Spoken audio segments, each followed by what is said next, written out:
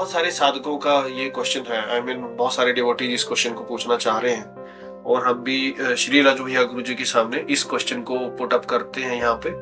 तो व्यूअर्स, बहुत इंटरेस्टिंग सी बात है ये। एवरीबडी, कोई भी आदमी कोई काम करता है तो उसके पीछे एक पर्पस होता है, एक मोटिव होता है, एक ऑब्जेक्टिव होता है। तो इस क्वेश्चन को हम आगे बढ़ाते हैं। इस क्वेश्चन को हमने लिया है कि कुंडलिनी शक्ति योग कोई साधक जो करना चाहता है, अंत में क्या फलीभूत होता है और क्या उसको अचीवमेंट मिले। देखिए, फलीभूत क्या होना चाहिए? कुंडलिनी शक्ति योग फलीभूत होना चाहिए या उससे क्या फल मिल सकता है? उससे क्या फल मिल सकता है? देखिए, उससे तो अब अगर मेटेरियलिस्टिक चीजों की तरफ जाते हैं जी, एक तो आप बीमारियों से रहित हो जाएंगे। जब कोई बीमारी लगी, आपने चक्र क्लींजिंग करी, उस पर्टिकुलर एरिया को क्लींस किया, बीमारी को, ठीक है। जो बच्चे हैं वो इसको करेंगे तो उनका जो है सोचने का जो ब्रेन है वो ब्रेन ही हो जाएंगे। राइट लेफ्ट जो है ब्रेन दोनों खुल जाएंगे। मतलब कि उनकी कॉग्निजेंट कैपेबिलिटी काफी ज्यादा बढ़ जाएगी। हर इंसान के अंदर स्त्री पुरुष दोनों होता है, ठीक है। ईड़ा नाड़ी पिंगला नाड़ी उसका परमाणु है, तो वो दोनों की एनर्जी को बैलेंस करता है सुषुम्ना के अंदर। तो उससे वो और ज्यादा ब्रेनी होता है, हर चीज को याद रहती है, हर चीज। तो आपके पास एक्स्ट्रा स्ट्रेंथ आ गई ना।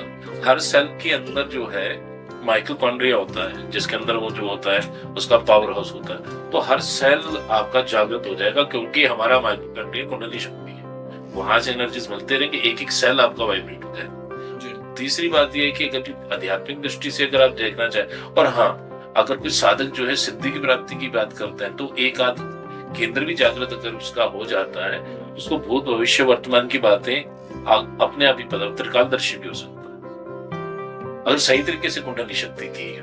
और चौथी बात, उसको भूख नहीं लगेगी, वो कुछ भी कर सकता है। वो एनर्जीज को बाहर से लेके भूखे प्यासे जो है 80-80 50-50 साल तक जो ऐसे मेरे साथ जो सही रियल साधक है, जो ये टेबलेट वाले साधक नहीं है, टेबलेट से कुंडलिनी शक्ति वाले नहीं, जो सही वाले साधक, ऐसी चीज होती है। और हायर कॉन्शियसनेस में भी जाते हैं, क्योंकि हम लोग जब जा रहे हैं तो हम लोग कहाँ जा रहे हैं? समाधि की ओर जा रहे हैं जी। और समाधि के बाद के आयाम बहुत आगे के हैं, है ना। जैसे मेरी एक शिष्या बोल रही थी, एक्सटर्नल, इंटरनल, इटर्नल।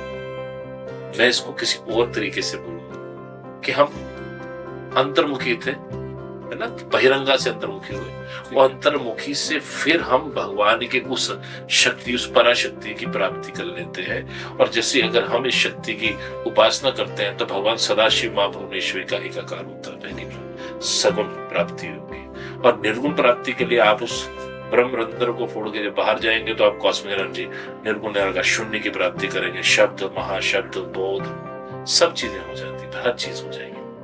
और इसके लिए तो कुछ चीजें मैं छोड़ रहा हूँ, क्योंकि वो चीजें बोलना भी अच्छा नहीं होता। क्योंकि देखिए, बोलना और करने में फर्क है। ये एक दिन का 1 डे प्रोग्राम है। आप यहाँ से यहाँ तक भी अगर हो गए ना, और यहाँ तक भी हो गए, तो बहुत चीजें आप तो ऐसे सोचेंगे हम सिद्धि हो गए, और संकल्प शक्ति भी बढ़ जाती है। आप जो संकल्प करेंगे वही चीज हो जाएगी जी। तो क्या सिद्धि प्राप्त करके साधक को सात्विक अहंकार नहीं आ जाएगा, जिससे वो भगवान की प्राप्ति से दूर? आप तो वैसे कॉर्पोरेट सेक्टर में इसको इंट्रोड्यूस कर रहे हैं, वो कौन सा वहाँ पे आध्यात्मिक और सात्विक चीजों को लेके बैठे हैं? कॉर्पोरेट सेक्टर में तो एक मटेरियल रिक्वायरमेंट है। मटेरियल रिक्वायरमेंट जो भी होती है वो राजसिक होती है, वो सात्विक नहीं हो सकती। लेकिन मटेरियल रिक्वायरमेंट क्योंकि संसार में रह रहे हैं तो वो भी जरूरी है। तो गलत कहीं नहीं रखे, तीनों गुणों तो भगवती के ही है। माँ जगदम्बा के ही तो तीनों गुण है ना, शक्ति के ही तो तीनों गुण है। और पार ब्रह्म परमेश्वर, इसके पार करके ही परमेश्वर मिलेंगे।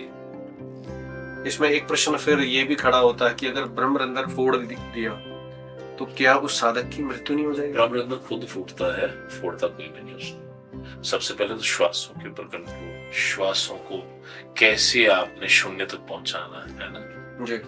ईड़ा पिंगला से जब श्वास यहाँ तक होते, फिर आहिस्ते होते, फिर यहाँ तक होते, फिर यहाँ कहते, फिर ब्रह्मांड में सुरती चली जाती है। यहाँ पे 14 दरवाजे, भंवरी गुफा, यहाँ से क्रॉस करना है, बहुत चीजें हैं प्रभु। सब चीजें इस सोशल नेटवर्क के मत हमसे बुलवाइए तो ये फिर बहुत मुश्किल हो जाता है। और फिर ये जो है साधना जो है करने वाले लोग हों और साधक की शिक्षा को लेके आया हो, हमारी तो दुकान खुली है भैया, तुम तो स्पिरिचुअल एंड पे आओगे तो हम बता देंगे तुम्हें कैसे इनलाइटेड करना है? आप सिर्फ समर्पित भाव से आओ। और कॉर्पोरेट जगत के लिए हमने पहले बताया कि वहां पे वर्कशॉप होगी, वहां पे साधना वाली वर्कशॉप की जा सकती है, लेकिन साधना नहीं होगी, वैसी साधना नहीं होगी। जो स्पिरिचुअल साधक है उनके लिए एक अलग क्लासरूम है, और जो मेटेरियलिस्टिक है उनके लिए अलग क्लासरूम। मतलब all in all corporate world के लिए जो एम्प्लॉइज हैं या एम्प्लॉयर हैं, उनको बहुत ज्यादा फायदा ये होगा कि जो डिप्रेशन स्टेज है उनकी, जो वो ज्यादा नहीं हो जाएगा ना, वो तो रहेगा नहीं जी, वो कहाँ रहेगा, और एनर्जी डबल हो जाती है उनकी। जैसे आप कोई चीज, सॉरी, कोई अगर आप नशा कर लेते हैं, उसके बाद आपकी बॉडी के अंदर, जैसे आपने सुना होगा एथलीट्स कुछ खा लेते हैं ऐसी चीज जिससे वो फिर रनिंग ज्यादा होती है, एनहेंसमेंट के लिए। तो ऐसे ही कुंडली शक्ति से क्या एनहेंसमेंट नहीं होगी? वो तो सुपर पावर वाले बच्चे बन जाएंगे, सुपर ह्यूमन। तो क्या जो अब क्योंकि बच्चों की बात आई है, तो क्या 10 से 20 साल के जो बच्चे हैं, जो मतलब जो स्टूडेंट लाइफ है, जिसकी रीढ़ की हड्डी सीधी है, कुंडली योग्य, ठीक है, जिसकी टेढ़ी हो गई उसमें चांसेस कम रहते हैं जो सीधे। तो बच्चे छोटी उम्र से अगर करेंगे तो मुझे लगता है 30 साल की उम्र तक तो सीधा हो जाएंगे सबके सब। मैं तो उसी चीज की चाहता हूँ कि छोटे जो बच्चों को हम स्टार्ट करें, और वो बच्चे जो हैं आने वाले वक्त का भविष्य है। हम शिष्यों का निर्माण न करें, गुरुओं का निर्माण।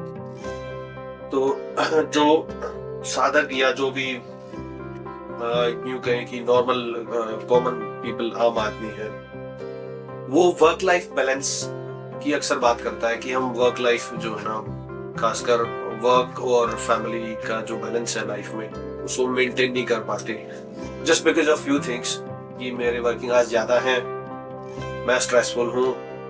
देखिए, मैं आपको इच्छा दूंगा, आप कितना भी कुछ कह दीजिए, सुबह सुबह है और रात रात ही है। भगवान ने रात सोने के लिए दी है और सुबह जो है चलने के लिए दी है। अमृत वेला, ब्रह्म।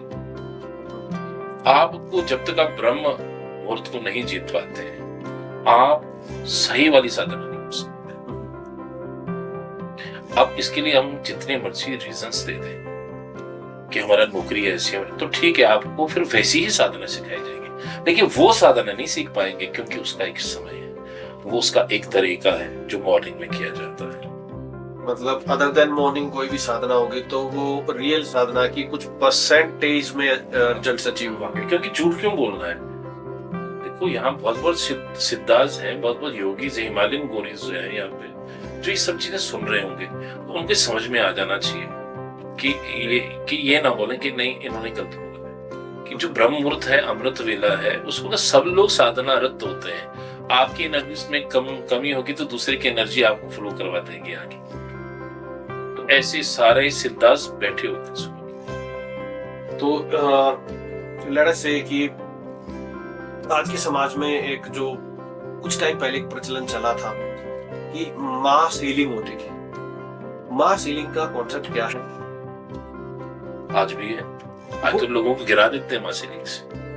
हम तो उठाने वाले हैं ना, वो गिराने वाले, हम उठाते हैं। तो वो जो गिराने वाला प्रपंच है उसकी तो हम बात नहीं कर रहे हैं, बट मास हीलिंग्स में तो सबकी अलग अलग प्रॉब्लम्स हैं। हाँ, ठीक है। और सभी की मटेरियल प्रॉब्लम्स हैं।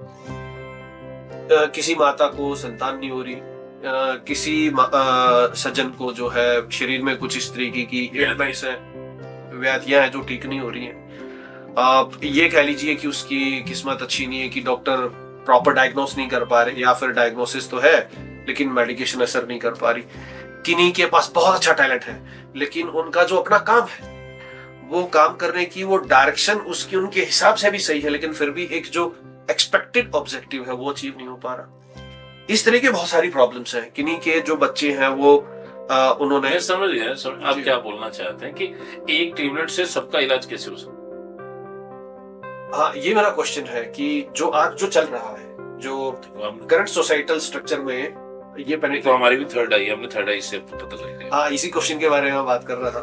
तो आप समझ गए, मैं भी समझ रहा हूँ आप किन के बारे में बोलना चाहते हो, क्या बोलना चाहते हो। नहीं, हमने कोई नाम नहीं लिया, तो हम नाम नहीं इसी के बारे में बात नहीं कर रहे, लेकिन समाज में सबको पता है कि किसके बारे में बात हो रही है। सबसे बड़ी बात है गुरु चोर चेला पखंडे दोनों खेले दाव, मझधार में डूबेंगे लेबर के दाव। वाह, एक बार फिर से for our viewers, for our esteemed viewers, हम एक ही दफा बोलते ये बहुत इंपॉर्टेंट है, प्लीज एक बार अगर आप कलयुग में था, पहले था गुरु गोविंद दो खड़े तो काके लागू पाए, बलिहारी गुरु जिसको गोविंद देव मिला।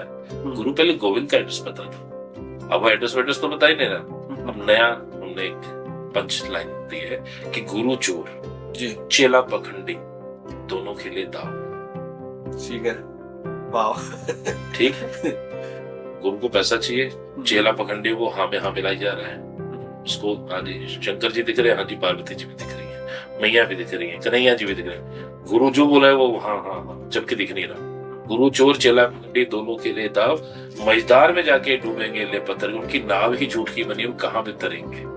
तो सबसे बड़ी बात है कि जितने लोगों की मास हीलिंग होती है, हम मना नहीं करना है, लेकिन इंडिविजुअल बंदे का इंडिविजुअल प्रॉब्लम है तो उसको इंडिविजुअली हल भी करना पड़ता है। मास हीलिंग में क्या होता है कि जब सब लोगों को पैसों की जरूरत है, भैया पैसे हैं, पैसे किसको पैसे चाहिए, हाँ जी पैसे चाहिए, चलो जी आप अपने हाथ ऐसे कर लो, हम पर्स नहीं खुलवाएंगे, हम हाथ कराएंगे, ऐसे हाथ रखो 1 2 3 4, ठीक है, चाहे मंत्रों से करें जैसे करें, उनको फायदा होना चाहिए। This is mass healing. अच्छा, ये कॉमन सेट ऑफ प्रॉब्लम है। फिर बोलेंगे हाँ जी किन के घुटने में दर्द है, चलो जी ऐसा, ठीक। वैसे मैं ये नहीं कहता डॉक्टर के पास जाना चाहिए, अगर डॉक्टरों से सब चीजों में हार जाओ फिर जाके इसका समय, तो क्योंकि ये हमारा एंशिएंट हीलिंग प्रोग्राम है, जो एंशिएंट हमारी इंडियन हीलिंग है, हम उसको भी नहीं नकार सकते और डॉक्टर भी जरूरी है, पर हमारी ये जो एंशिएंट चीजें ये भी बहुत जरूरी है कि यहाँ भी हीलिंग